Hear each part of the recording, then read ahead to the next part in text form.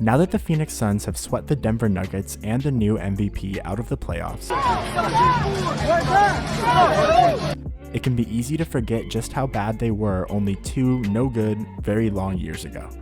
Back in 2019, the simple times when Budweiser just made beer and not hand sanitizer, the Suns wrapped up a 19-63 season, their 9th straight missing the playoffs. Now, in 2021, the Suns ended the year with a 51-21 record, which would equate to 58-24 over an 82-game season. That kind of 39-game turnaround is massive. And if you're thinking, that kind of sounds like the Warriors' rise, well, you're not wrong. They went from 23 to 51 wins from 2012 to 2014, then won the title the next year, kickstarting the Warriors dynasty. Now, we're not here to say that you need to get ready for an inevitable run of Suns titles in the 2020s, but we do know that the Suns have taken the leap, and they're going to be title contenders for a long time. So, what happened? How did the Suns go from a franchise that was frankly too irrelevant to be a good joke to one that's operating at lethal efficiency in the playoffs? The addition of a veteran playmaking point guard in Ricky Rubio, and now Chris Paul, unlocked Devin Booker's potential, and growth in the rest of their young core turned them into a deep, dynamic, and versatile team. The acquisition of Rubio is a really fascinating move. Beforehand, Phoenix was playing Booker as their James Harden-style shooting guard but also point guard, and he was putting up some big numbers, but it was easy to critique him as an empty stats player.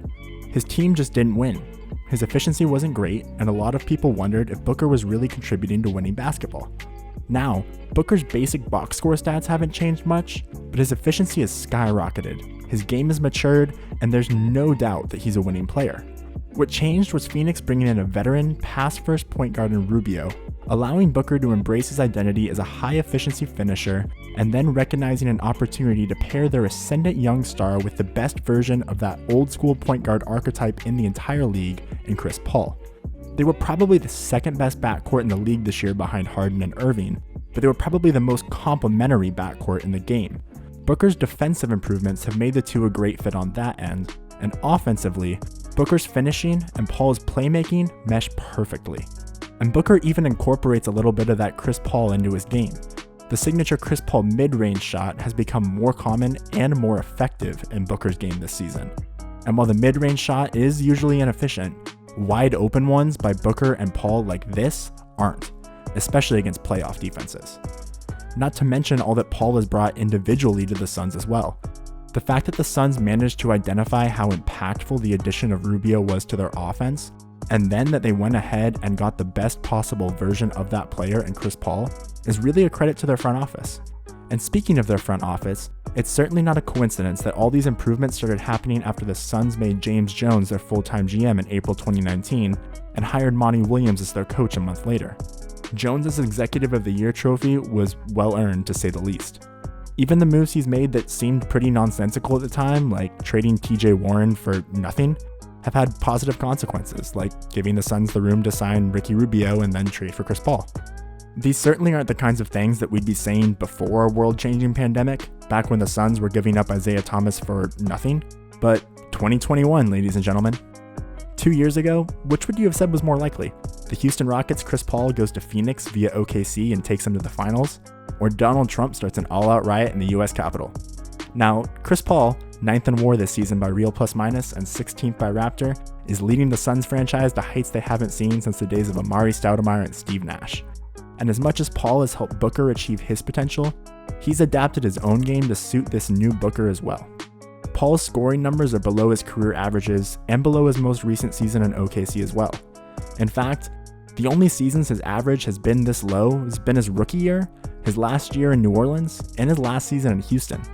And while yes, one explanation is that Chris Paul is getting old, and that probably has some effect, when you consider that, unlike those other seasons, his percentages are way up across the board, and his assists are the highest they've been in 5 years, it tells us that Paul might not have lost a step, but is just changing his game to create the most efficient, lethal backcourt possible in Phoenix. And around that backcourt, the rest of the team has risen up like, well, suns. Most notably Mikal Bridges and DeAndre Ayton, who will hopefully start to get some of the love that they deserve now that they're playing in their first conference finals. Yes, Ayton was picked ahead of Luka Doncic, but that doesn't mean he's Marvin Bagley. He's been a ridiculously efficient 15 and 10 a night center this season, shooting almost 63% from the field, and his defense has improved every year to the point where he can now be considered a positive on that end of the court. The scoring is a little down this season as he's taken a smaller offensive load, but like Paul, his efficiency has skyrocketed. And Chris Paul won't be around forever. Ayton learning how to be an overqualified number 3 option now is great preparation for him eventually transitioning into the number 2 role on the Suns. Bridges, meanwhile, might have had the most underrated season in the league this year. An incredibly durable player, Bridges started every game this year and tied for the 9th most minutes in the league with Nikola Vucevic. This helped him actually place 17th on 538's WAR leaderboard and 29th on ESPN's. Not bad at all for a so-called 4th option. In fact, if you designed a complementary player in a lab for the modern NBA, it might be Mikal Bridges. He's 6'7" with a 7'1" wingspan, letting him guard at least 4 positions. And this year, he fell just 4 votes shy of an all-defensive team, but with his high steal and block rates, he seems destined to get there eventually. And on offense, over 47% of his career shots are threes, of which he made 42.5% this year. He's also a great cutter, and while no one will mistake him for Chris Paul, he can make just about any pass the offense needs him to. Plus, he has one of the league's lowest turnover rates. Add it all up, and you get one of the league's greatest quote-unquote winning players. Around Bridges and Ayton, the Suns have successfully done what every other team in the league is trying to do, but most can't. Build a rotation with a reliable backup point guard and 3-and-D players. We've all seen what Jay Crowder, who took a whopping 77% of his shots from beyond the arc this season, can add to winning teams like the Celtics, Jazz, and Heat. Cam Payne is about as dependable as you can get for a backup guard. His biggest weakness is probably that he's too small to switch onto bigger players, which is extremely nitpicky for a backup point guard. And he proved against the Clippers that he's perfectly capable of stepping in as the starter. And Torrey Craig and Dario Saric give Monty Williams a pair of floor spacing forwards off the bench who are versatile on both ends of the court.